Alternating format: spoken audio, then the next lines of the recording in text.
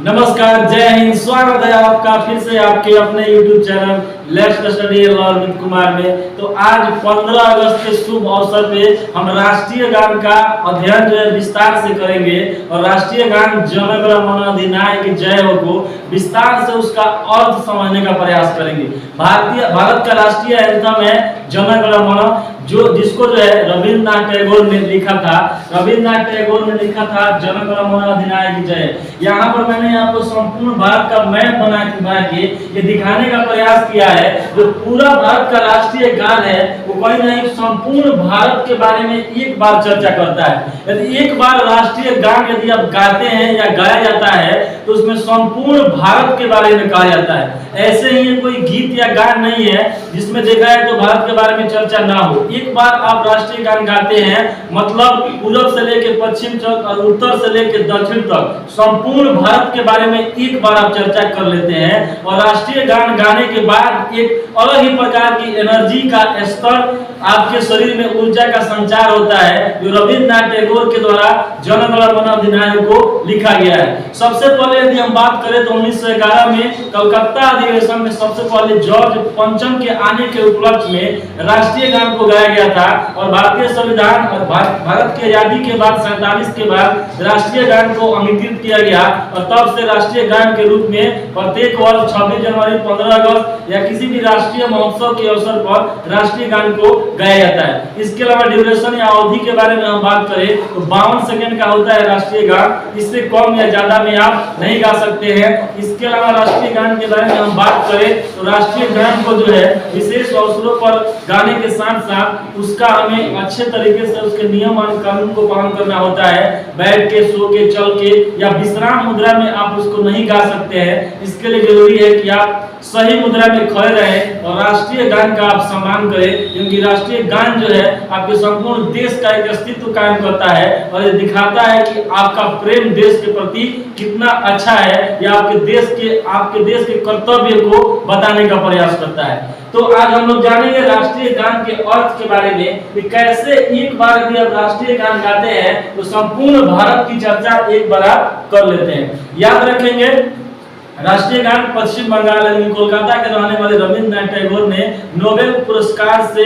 सम्मानित रविंद्रनाथ टैगोर ने जो है वो जन गण मन अधिनायक जय ये एंथम लिखे थे। और सबसे पहले कलकत्ता अधिवेशन में, कांग्रेस के कलकत्ता अधिवेशन में 1911 में जॉर्ज पंचम के आने के उपलक्ष्य में सबसे पहले इसको गाया गया था। तो शुरू करते हैं जन गण मन अधिनायक। सबसे पहले है इसमें जन का मतलब होता है जनता, यानी कि भारत के संपूर्ण जनता के बारे में बात की गई है। इसके बाद है गण का मतलब है जब कुछ लोगों का समूह बहुत अधिक हो जाता है तो उसे हम गण कहते हैं। जन गण मन, मन का मतलब है मन मतलब पूरे हृदय से भारत की संपूर्ण जो जनता है वो क्या कहना चाहती है, वो कहना चाहती है कि हे जन गण मन के अधिनायक, यानी कि भारत की जो 145 करोड़ जनता है ये सब मिलकर ये बात कहती है कि इस भारत का जो भी जननायक है उसकी सर्वदा जय हो भारत के जननायक की। यानी कि 145 करोड़ जो भारत की जनता है वो ऐसे कार्य करे, ऐसे भारत का निर्माण करे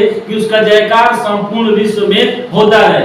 जन गण मन अधिनायक जय भारत भाग्य विधाता। जो भारत की 145 करोड़ जनता है ये अपने देश के भाग्य विधाता है, खुद की भाग्य विधाता है। यानी कि भारत की जो जनता है ये अपने द्वारा, अपने मेहनत के द्वारा, अपने कर्तव्यों के द्वारा जो है अपने इस भारतवर्ष की, अपने इस हिंदुस्तान की जो है वो तकदीर बदलेगी भारत की जनता, और अपने अधिनायक के द्वारा जो है संपूर्ण विश्व में अपने भारत का नाम रोशन करेगी। ये बात कहा गया है जन गण मन अधिनायक जय। यानी कि जन गण मन की जो जनता 145 करोड़ जो जनता है वो अपने एक अधिनायक को चुनी है, ये प्रधानमंत्री को चुनी है, अपने राजा को चुनी है। वो राजा अपने नेतृत्व के द्वारा संपूर्ण भारत को विश्व में, विश्व स्तर पर जो है अपना पहचान दिखा रहा है और अपने द्वारा संपूर्ण विश्व में भारत की कृति को संपूर्ण विश्व में फैलाने का काम कर रहा है। अब इसमें नाम आता है जगह के बारे में। तो सबसे पहले है पंजाब।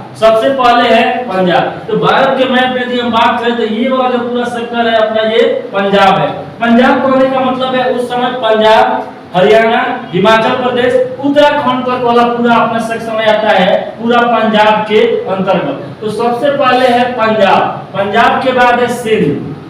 सिंध वाला सेक्टर देखा जाए तो पाकिस्तान में चला गया है सिंध। भले ही सिंध पाकिस्तान में चला गया हो, लेकिन आने वाले समय में ऐसा जरूर होगा कि सिंध जो हमारे राष्ट्रीय गान में सिंध का नाम है, वो भारत के मैप में एक दिन ना एक दिन अंकित अवश्य होगा। तो पंजाब, सिंध, पंजाब सबसे पहले पंजाब है, फिर सिंध, उसके बाद सब जानते हैं ये वाला जो सेक्टर है वो पूरा गुजरात। पंजाब, सिंध, गुजरात, मराठा, मराठा के बाद ये पूरा महाराष्ट्र वाला सेक्टर अपना आता है। तो पंजाब, सिंध, गुजरात, मराठा। द्रविड़ देखा जाए तो जनजाति है जो तमिलनाडु यानी कि दक्षिण भारत में रहती है। तो द्रविड़ कहने का मतलब है पूरा साउथ भारत जो है अपना कवर हो जाता है एक बार में सिर्फ द्रविड़ कहने से। तो पंजाब, सिंध, गुजरात, मराठा, द्रविड़, उत्कल। उत्कल का मतलब होता है उड़ीसा। उड़ीसा वाला जो पूरा क्षेत्र है ये उत्कल है।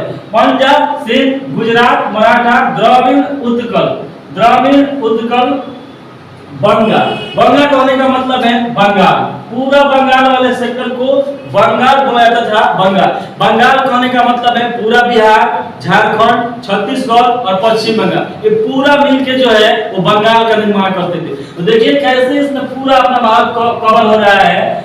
सबसे पहले है पंजाब, सिंध, गुजरात, मराठा, द्रविड़, उत्कल, बंगाल। विंध्य, हिमाचल। विंध्याचल पर्वत जो है वो भारत को दो भागों में बांटने का काम करती है, विंध्य, उसके बाद है हिमालय। विंध्य, हिमालय, ये हो गया विंध्य यानी कि ये पूरा बीच वाला कवर हो गया। हिमाचल, हिमाचल कहने का मतलब है हिमालय। हिमालय की 3 श्रेणियां हैं, ये पहली श्रेणी है, ये दूसरी और तीसरी। हिमालय के बारे में हम बात करें तो पूरा हिमालय जो है उत्तर से दक्षिण की तरफ फैला हुआ है। नीचे आएंगे तो पूरा बंगाल की खाड़ी तक, और इधर जाएंगे तो पूरा हिंदू कुश पर्वत, सुलेमान श्रेणी, पाकिस्तान और अफगानिस्तान तक फैला हुआ है। तो पूरा हिमालय से अपना उत्तर भारत ये पूरा कवर हो जाता है हिमालयी क्षेत्र के अंतर्गत।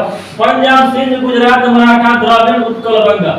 विंध्य मतलब विंध्याचल, विंध्य, हिमाचल, उसके बाद से है यमुना, भारत की सबसे बड़ी सहायक नदी यमुना, और उसके बाद है गंगा। यमुना और गंगा, यमुना और गंगा के दोआब में जो है विश्व की सबसे अधिक उपजाऊ जो मिट्टी पाई जाती है वो गंगा और यमुना के दोआब में पाई जाती है। भारत की सबसे पवित्र नदी गंगा नदी, जिसका पानी सबसे पवित्र होता है, बैक्टीरियोफेज बीमारी के कारण जो होता है गंगा का जो जल होता है वो सबसे स्वच्छ होता है। तो विंध्य, हिमाचल, यमुना और ये गंगा। उथल जलधि तरंग, नीचे आएंगे तो ये पूरा अपना जो सेक्टर है वो हिंद महासागर है, और हिंद महासागर की जो लहरें होती है वो भारत के पांव पखारने का काम करती है, पांव धोने का काम करती है। विश्व में पहला एक ऐसा देश है हिंदुस्तान जिसके नाम पे किसी देश का नाम पड़ा है। इन सभी स्थलाकृतियों के कारण भारत की जो छवि है वो संपूर्ण विश्व में एक अलग ही प्रकार की स्थलाकृति का निर्माण करती है। तो विंध्य, हिमाचल, यमुना, गंगा, उछल जलधि तरंग, तब शुभ नाम जावे, इन सभी के नाम से जो है भारत की 145 करोड़ जनता जो है वो जागती है, तब शुभ आशीष मांगे। और इन सब के लिए संपूर्ण भारत की 145 करोड़ जनता के लिए जो है आशीर्वाद बनाया जाता है, और इनके नाम से जो है भारत के नाम से ही भारत की 145 करोड़ जनता जो है वो जागती है, और इनके नाम से खुद को जो है ये साबित करने का प्रयास करती है कि हमारे अंदर जो राष्ट्रवाद की भावना है वो किस प्रकार से है। तब शुभ नामे जावे, तब शुभ आशीष मांगे। जन गण मन अधिनायक जय, हे जन गण मन की अधिनायक तुम्हारी सर्वदा जय हो। यानी कि भारत की 145 करोड़ जनता जो है वो भारत की जयकारों के साथ संपूर्ण विश्व में अपना एक अलग पहचान बनाए, और उसकी जो है हमेशा जय हो। भारत भाग्य विधाता जय है, जय है, जय है, जय है, जय जय जय जय है। हे भारत, तुम्हारी जो है विजय संपूर्ण विश्व में हमेशा होती रहे, और ऊंचाइयों के उस बुलंदियों तक तुम पहुंचो जहां तक कोई भी व्यक्ति नहीं पहुंच सका हो, बिना किसी को कष्ट पहुंचाए, बिना किसी व्यक्ति को कोई क्षति पहुंचाए। तुम संपूर्ण विश्व में अपना परचम लहराते रहो। ईस्ट, वेस्ट, साउथ, नॉर्थ, हमेशा भारत के बारे में चर्चा होती रहे। इस प्रकार की भारत की बात की गई है। तो इतना पढ़ाने के बाद आपको लगभग समझ में आ गया होगा कि कैसे भारत के राष्ट्रीय गान में संपूर्ण भारत यहाँ पे कवर होता है। कहने का मतलब है ये है कि एक बार यदि हम जन गण मन अधिनायक यदि बोलते हैं तो उसमें जो है अपना